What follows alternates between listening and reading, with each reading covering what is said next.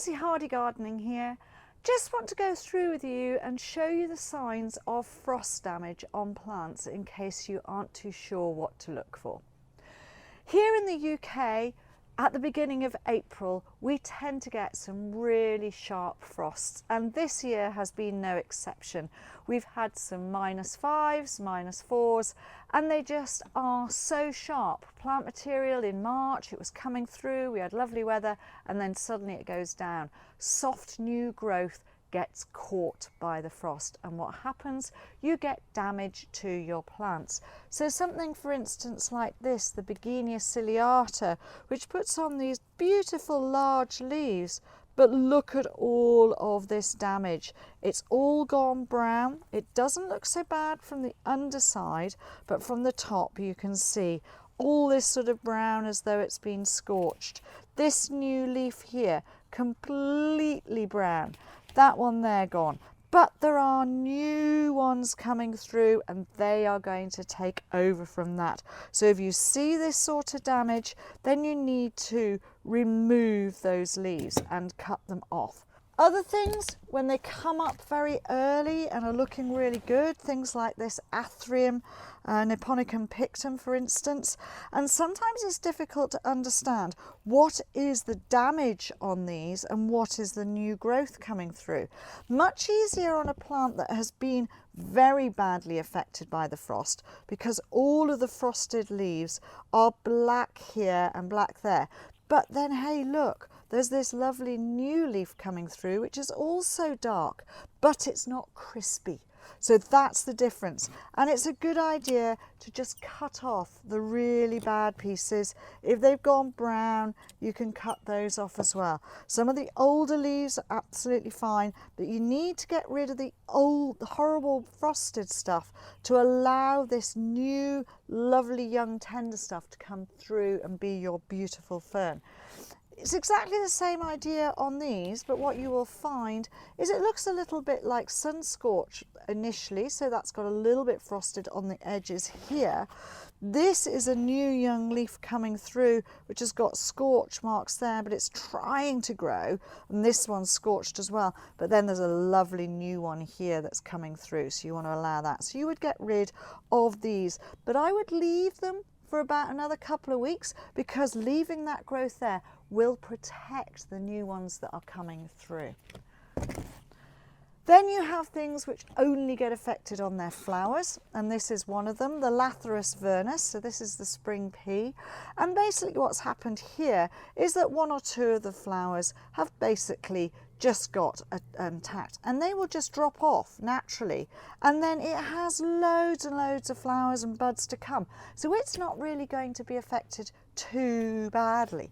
However, this one, the Lamprocapnos, or what used to be Dicentra, you can see the frost has gone and caused the stems to collapse, and this is something that you need to be aware of. So they should be up here like this, but because they've got frosted and it's made these flowers go all horribly brown, it's also gone and done that. So what you need to do here is you need to cut off right into the next leaf here, and in the where the leaf and the stem join, there's a little bud there, and that little bud is going to grow up and do you some more flowers, etc.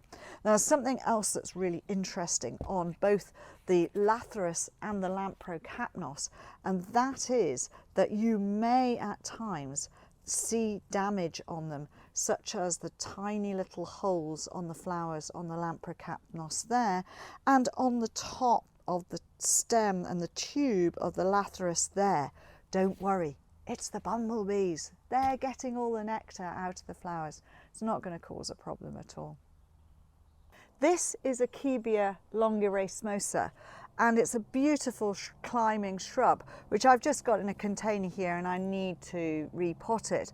But unfortunately, where it sits here, it gets the cold draft coming through, and at this time of the year is when you suddenly notice frost damage. So these little pieces which were its new growth have gone black, and that is frost damage. Luckily, there is lovely new growth coming from behind here, but also very, very luckily, all of the buds that it's got, which is going to flower from, have not been frosted at the moment. So do remember where things are placed as to whether or not they get frosted. So this gets the cold breeze coming past it. Also, as the sun comes up, it gets the direct sun straight away, and that's what causes more damage with the frost, because they thaw very, very quickly.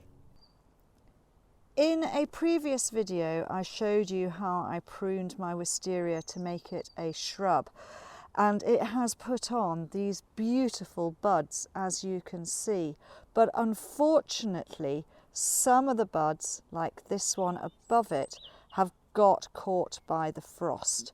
And how can you tell the difference? So in this lot here, you've got beautiful, nice, firm bud, and more bud here, which is looking perfectly okay.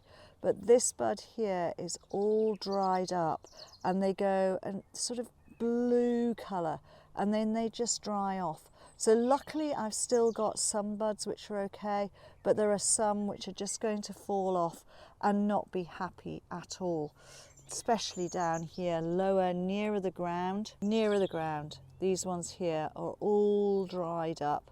They are just not going to make it. It's very unfortunate, but that's what happens when we get these late frosts. I'll still get some lovely flower on this wisteria. There are still some lovely buds to come. Early in the season, you have to watch out for things that have grown really long growth, and then there are late frosts. So this is a beautiful young shoot that has not been frost damaged, lovely and green, looking really, really good. And then this one below it has gone completely black, and it is just hanging down. There are quite a few here that are doing exactly the same, and what you need to do is you need to go back to where there are really good growths on here, chop off this frosted growth, and then the plant will be a lot happier. This is a really good climber. This is Akebia quinata, and this is the white flowered form. These are the horribly blackened frosted growths, and you need to be going back to where they are no longer blackened down the stem. You can see this is frosted as well. So you need to go back to the next leaf, which is perfectly green, and cut off here. So you would be taking all of that growth and getting rid of it, because that is completely frosted and dead. This is the nice new growths, and this is what they should all look like.